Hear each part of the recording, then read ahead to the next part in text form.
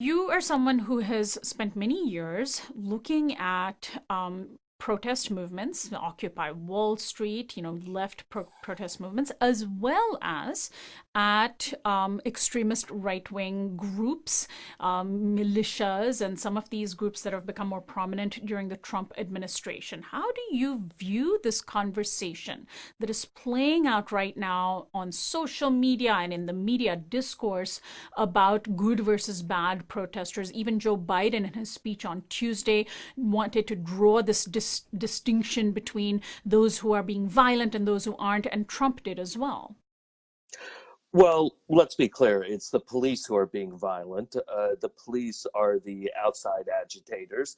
Many of them do not live in their communities. They are the extremists. It's well known that a lot of white nationalists, white supremacists go into police departments. Police agencies often turn a blind eye to actual white nationalist violence. There was an incident in Philadelphia yesterday in the South Philadelphia where there were dozens of men carrying weapons, white men carrying weapons like baseball bats. They approached the police and said they wanted to help protect them.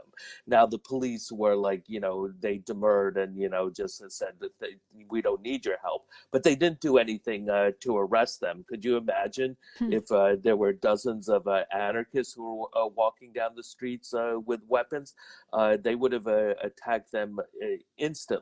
So there are two different narratives that we have going on here. One is coming from Trump, Fox News, and just a lot of the basically propagandists, fascist enablers that you find throughout social media, that Antifa is this terrorist organization. There are all these people who have significant social media followings claiming, that there's all these revolutionary cells and they're going to cause chaos and want to overthrow the government, which is completely absurd.